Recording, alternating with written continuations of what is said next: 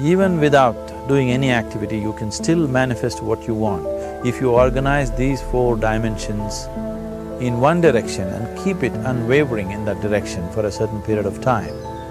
Now he believes Shiva will do it for him and it will happen. So is Shiva going to come and build your house? No, I want you to understand, God will not lift his little finger for you. What has not happened till now on this planet can happen tomorrow. Human beings are capable of making it happen tomorrow.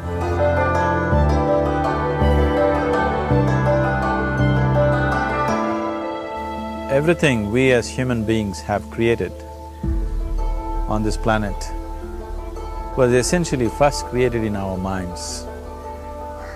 All that you see, which is human work on this planet, first found expression in the mind, then it got manifested in the outside world. The wonderful things that we have done on this planet and the horrible things that we have done on this planet, both have come from the human mind. So if we are concerned as to what we create in this world, it's extremely important that first of all we learn to create the right things in our mind, how we keep our minds.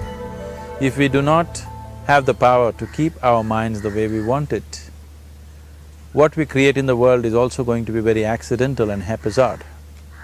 So learning to create our minds the way we want is the basis of creating the world the way we want. There is a wonderful story in the yogic lore. On a certain day, a man took a walk. He went for a long walk. Accidentally, unawares, he walked into paradise. Fortunate, isn't he? He just took a walk and he landed up in paradise. After this long walk, he felt little tired. So he thought, oh, I'm tired, I wish I could rest somewhere. He looked around, there was a nice tree, underneath which there was very cushiony grass.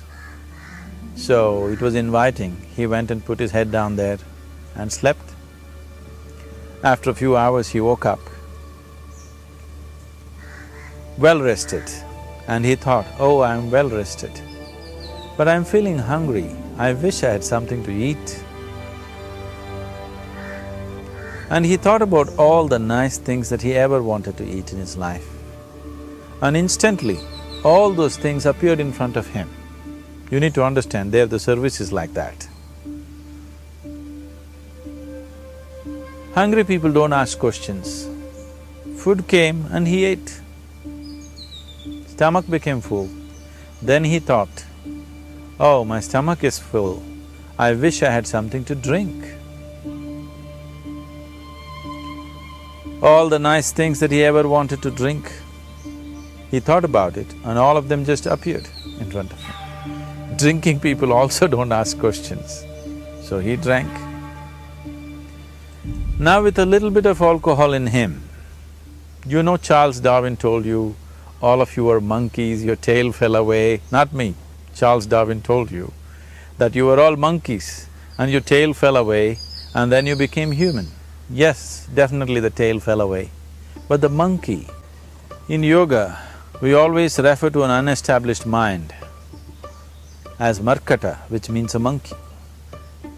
Why we are referring to the mind as a monkey is, what are the qualities of a monkey? One thing about a monkey is, it's unnecessary movement. And another thing about the monkey is, if I say you're monkeying somebody, what does it mean? Imitation. Monkey and imitation have become synonymous. So these two essential qualities of a monkey are very much the qualities of an unestablished mind. Unnecessary movement, you don't have to learn it from the monkey, you can teach it to the monkey. And imitation is full-time job of the mind. So when these two qualities are on, a mind is referred to as a monkey. So this monkey became active within him. He just looked around, thought, what the hell is happening here? I asked for food, food came. I asked for drink, drink came. There must be ghosts around here. and ghosts came. Oh, the ghosts have come, they're going to surround me and torture me, he thought. Immediately the ghosts surrounded him and started torturing him. Then he started screaming in pain and said, oh, they're going to kill me, and he died. Just now he said he's a fortunate being. The problem is he was sitting under a kalpa vriksha or a wishing tree. He asked for food, food came, he asked for drink, drink came, he asked for ghost, ghost came, he asked for torture, torture came, he asked for death, death happened. Now don't go looking for these kalpa vrikshas in the forest. You can barely find a tree these days. A well-established mind, a mind which is in a state of samyukti, is referred to as a kalpa vriksha. If you organize your mind to a certain level of organization, it in turn organizes the whole system. Your body, your emotion, your energies, everything gets organized in that direction. Once all these four dimensions of you, your physical body, your mind, your emotion and the fundamental life energies are organized in one direction, once you're like this, anything that you wish happens without even lifting a little finger actually. It would help to assist it with activity, but even without doing any activity, you can still manifest what you want if you organize these four dimensions in one direction and keep it unwavering in that direction for a certain period of time.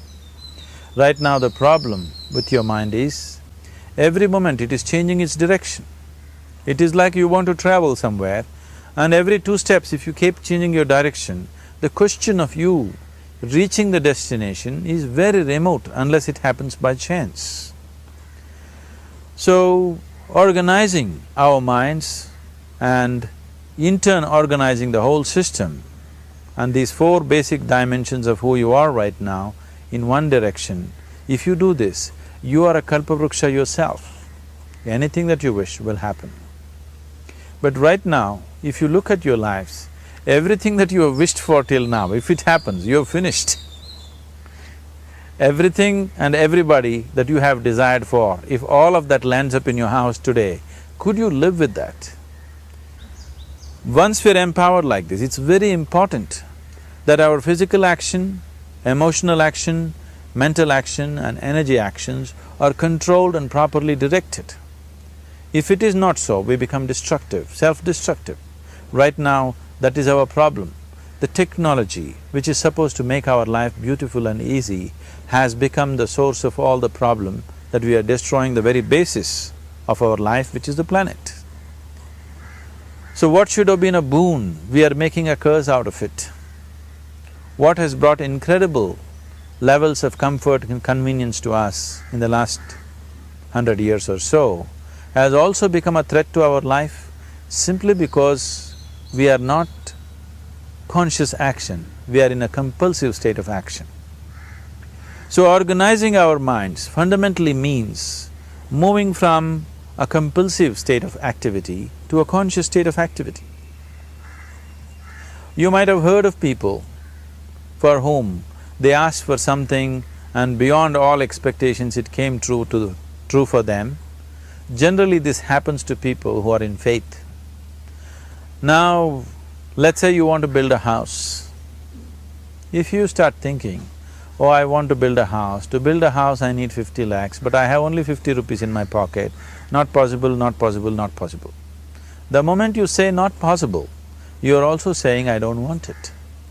So on one level, you're creating a desire that you want something, on another level, you're saying I don't want it.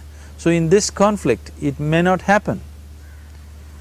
Someone who has some faith in a god or in a temple or whatever, who is simple-minded, faith works only for those people who are simple-minded. Thinking people, people who are too much thinking, for them it never works. A childlike person who has a simple faith in his god or his temple or whatever, he goes to the temple and says, Shiva, I want a house. I don't know how, you must make it for me. Now in his mind there are no negative thoughts. Will it happen? Will it not happen? Is it possible? Is it not possible? These things are completely removed by this simple act of faith. Now he believes Shiva will do it for him and it will happen. So is Shiva going to come and build your house? No, I want you to understand, God will not lift his little finger for you. What you refer to as God is the source of creation. As a creator, he has done a phenomenal job, there's no question about it. Could you think of a better creation than this? Is it in anybody's imagination to think anything better than what is there right now? So as a creator, he has done his job wonderfully well. But if you want life to happen the way you want it, because right now, the very crux of your happiness and your well-being is this, if at all if you're unhappy, the only and only reason why you're unhappy is life is not happening the way you think it should happen. That's all it is. So if life is not happening the way you think it should happen, you're unhappy. If life happens the way you think it should happen, you are happy. It's as simple as that. So if life has to happen the way you think it should happen, first of all, how you think, with how much focus you think, how much stability is there in your thought, and how much reverberance is there in the thought process will determine whether your thought will become a reality or is it just an empty thought. Or how you do not create any impediments for your thought by creating negative thought process. This possible is something possible or not possible, is destroying humanity. What is possible and not possible is not your business, it's nature's business. Your business is just to strive for what you want. Right now you're sitting here, if I ask you two simple questions, I want you to just look at this and answer this. Right now from where you're sitting, can you just fly off? You say no. Right now from where you're sitting, can you get up and walk? You'll say yes. What is the basis of this? Why you say no to flying and yes to walking? Because past experience of life, many times you've gotten up and walked, never did you fly off. Or in other words, you're using the past experience of life as a basis for deciding whether something is possible or not possible. Or in other words, you have decided that what has not happened till now cannot happen in your life in future. This is a disgrace to humanity and the human spirit. What has not happened till now on this planet can happen tomorrow. Human beings are capable of making it happen tomorrow. So what is possible and what is not possible is not your business. That is nature's business. Nature will decide that. You just see what is it that you really want and strive for that. And if your thought is created in a powerful way, without any negativity, without any negative thoughts bringing down the intensity of the thought process, the first and foremost thing is you must be clear what is it that you really want. If you do not know what you want, the question of creating it doesn't arise. If you look at what you really want, what every human being wants is, he wants to live joyfully, he wants to live peacefully. In terms of its relationships, he wants it to be loving and affectionate. Or in other words, all that any human being is seeking for is pleasantness within himself, pleasantness around him.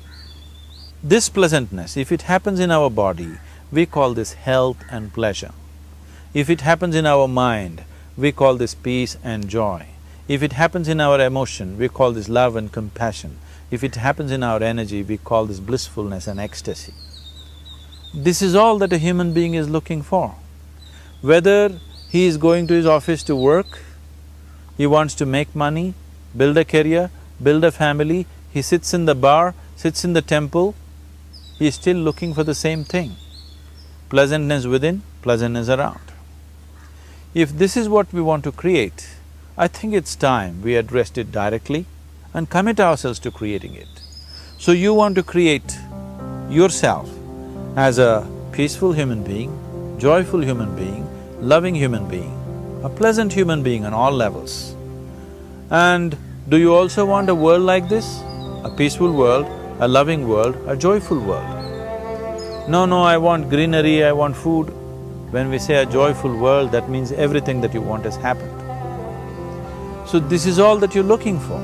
So all that you need to do is commit yourself to creating it, to create a peaceful, joyful and loving world, both for yourself and everybody around you.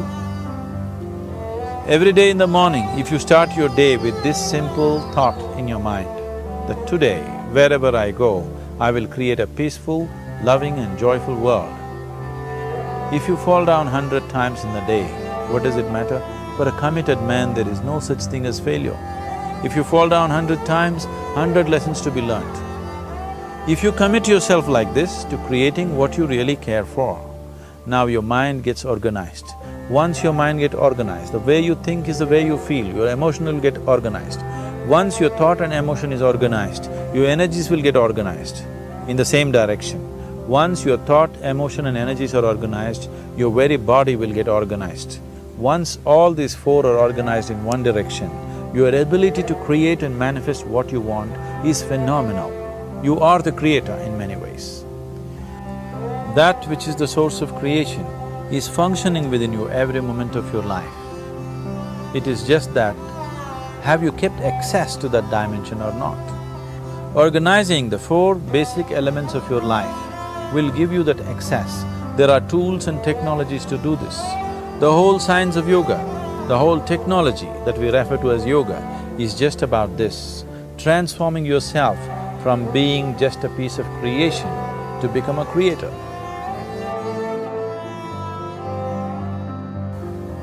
It is my wish and my blessing that every human being in this world should have this access to the source of creation within himself so that he can function here as a creator, not just as a piece of creation.